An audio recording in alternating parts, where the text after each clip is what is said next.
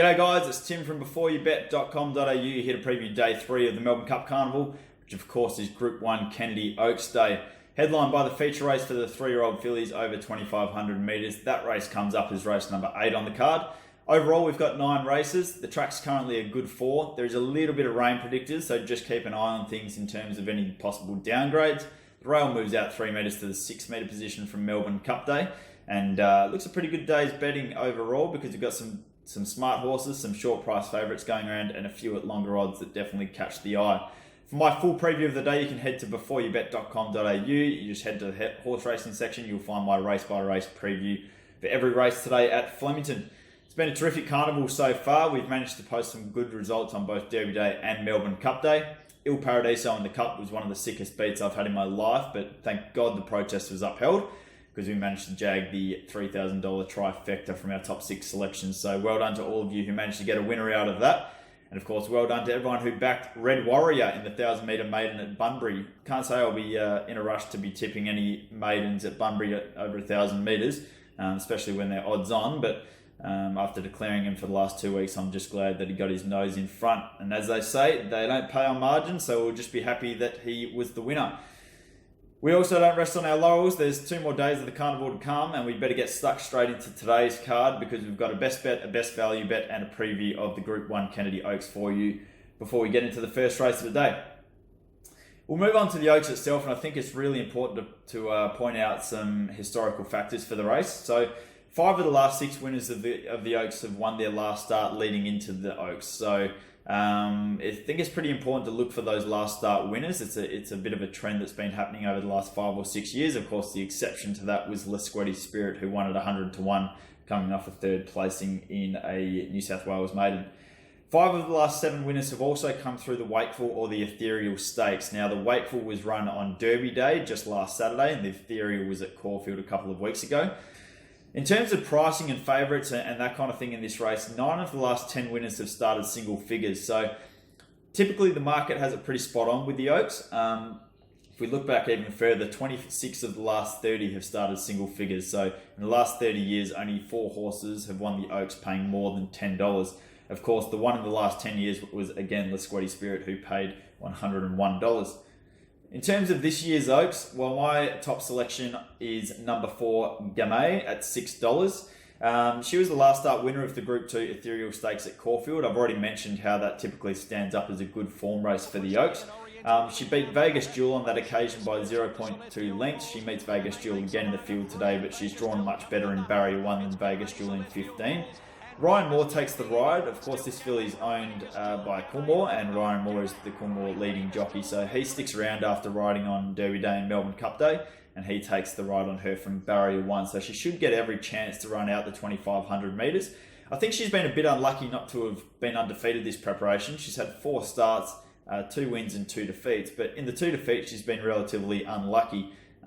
There's every argument to be made that she should be undefeated from those 4 starts this preparation. Doesn't matter for the track conditions for her, she'll go on good or soft ground. So I think she really gets her chance, and she fits many of the historical data that we're looking at before the race, and I think $6 is a good price about her, number 4, Gamay. In terms of the dangers, I really think there's only one danger to her, and that's the favourite, number 1, Miami Bound. Of course, Damien Oliver rides her for Melbourne Cup winning trainer Danny O'Brien. She was the last start winner of the Group 2 Wakeful Stakes, which was on Derby Day just 5 days ago here at Flemington. That was on a soft track where she beat Vegas Jewel. Now, Vegas Jewel was also the horse that Gamay beat, and Miami Bound beat her again in the Wakeful, again by a very similar margin to what Gamay beat her in the Ethereal. So we can see that form tying in that way. She's on the 5-day backup from Derby Day, which is the only query I have about her. But as I've said, in years gone by, it hasn't really proved to be that much of a negative factor. Danny O'Brien will have her spot on. This is a grand final. It has been all preparation. She draws well in Barrier 8, and she'll get her chance to run out 2,500 metres with 2 2,000 metre runs under the belt leading into this. So I'm with number 4, Gamay, on top at $6. I think you can also back number 1, Miami Bound. I think they're the only 2 winning chances in the Oaks, and I'm happy to keep it pretty simple, just backing those 2 fillies. If we take a look at my best bets on the card for Oaks Day, my best bet comes up in race number 9. We're going to have to wait till the end of the day, but hopefully it's worth the wait, because I think number 2, California Zimbal, is the way to go, and she's the clear standout on the 9-race card. I'm pretty surprised we're getting even money about this filly. I thought she'd be odds on, but I suppose the only query is the fact that there's 15 fillies running down the straight, and it's her first time running down the Flemington straight, which is always a little bit of a query. But if we look at her form, she's had 2 starts this preparation. She's had 2 dominant wins. The first of those was up in Sydney. She then came down and ran against Loving Gabby. She gave Loving Gabby an absolute bath. She powered away from her and it was a non-contest. And then we saw Loving Gabby come out at her next start and win the Group 1 Manikato Stakes. So form doesn't really stack up much better than that. She takes on her own sex and her own age today. It's a Group 3 for the 3-year-old fillies.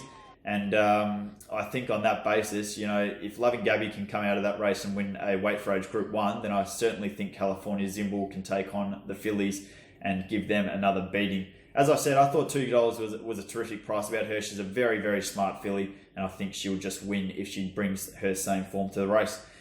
My best value bet of the day comes up in race number 4. It's horse number 16, Affair to Remember. She's around a $9 chance at the moment.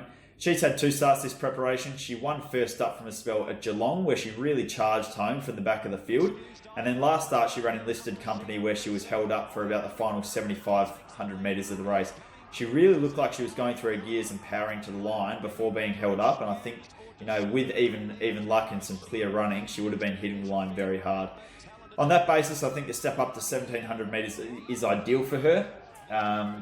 She'll get back in the field, but at Flemington, it should be able to suit her. She'll get 400 or 500 metres to really wind up and charge through the line. So I think she can give this a really good shake. It's a very open race, but I thought $9 about her was a little bit of value. That's number 16, Affair to Remember, in race number 4.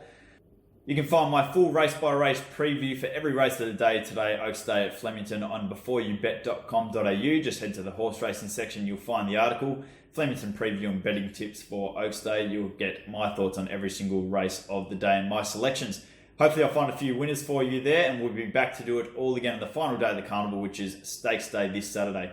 Until then, have a great day, guys, and good luck on the punt.